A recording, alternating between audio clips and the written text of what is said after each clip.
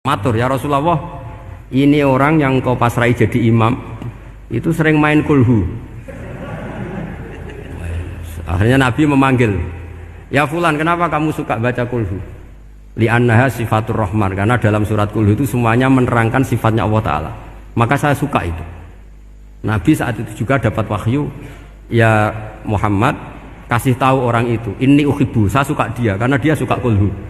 Wah, itu aja hafalkan itu. Jadi itu riwayat yang lebih menggembirakan itu. Jadi tidak usah tabarak, cukup apa? Kulhu. Dan itu lebih mutawatir. Makanya dalam legenda dunia kiai itu kan ini ada cucunya Sayyidina Ali. Itu siapa yang bisa khatam Quran sekian menit, yang menang Sayyidina Ali ya, karena baca kulhu sampai 3 kali, yang dianggap takdilul Quran, sudah sama dengan baca Quran. Jadi ini ijazah terakhir, ini jadi porsinya tambah turun. Saya itu suka, saya itu punya banyak penggemar lah di Jogja, di Jakarta. Memang agama ini harus mudah. Saya itu kalau baca kulhu itu sampai nangis. Nangis saya bukan karena faham atau haru, itu enggak. Sebaik itu Allah, masa gara-gara hafal kulhu, main kulhu dicintainya?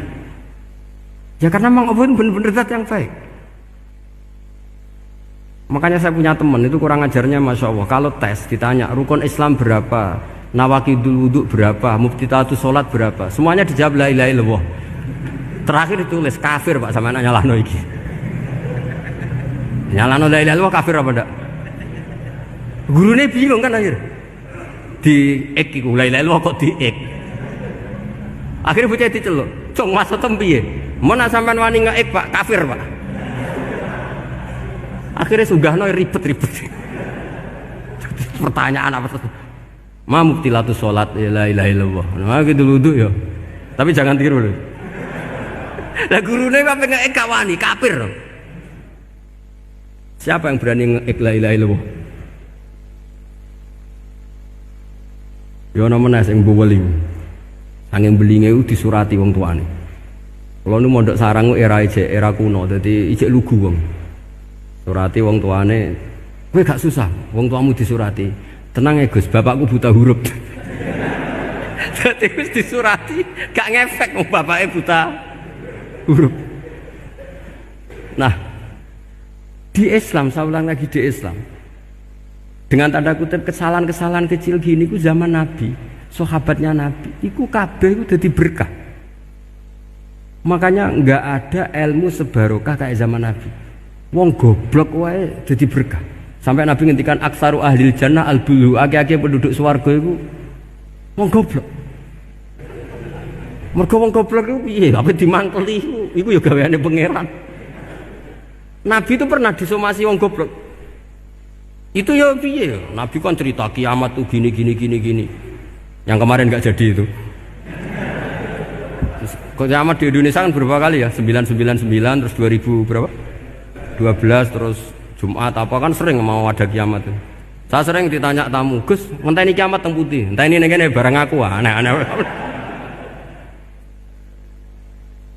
Ngkarwan layak alamuha illahu bokas-bakas. Nak misalnya tenan piye Gus? Ya tenan sing enek kowe sik, enak aku gak. Wah sesuk tajak ngenteni kiamat ora sida kiamat. Aneh-aneh. Saya ulang lagi. Ketika Nabi cerita dasarnya kiamat itu sahabat itu enggak mikir, padahal mereka orang-orang pinter. Si mikir wong desa, Mas. Ya Rasulullah, mata sa'ah. Engkau itu cerita kiamat terus tapi enggak jelas tanggalnya. Lalu itu kapan? Wah, kaget sahabat, oh, pinter juga. Kalau cerita itu ada tanggalnya dong. Ini kan cerita terus tapi enggak jelas tanggalnya. Apa diamuk wong desa? Ora diamuk mangkelno. Nabi meneruskan tentang ahwalil kiamah, masih nerangkan ahwalil kiamah. Dibaleni lagi, ya Rasulullah mata sa'ah. Lalu kiamat itu kapan? Ini kalau ijazai, jadi bodoh tapi untuk ridhanya Allah Ta'ala. Ampun, kalau lah kadang jadi pinter gue nyesal, ribet. Dikongkon Pak Najib barang ini akhirnya, gara-gara pinter. Padahal kok ya wong bodoh lah mlebu swarga, ribet kan?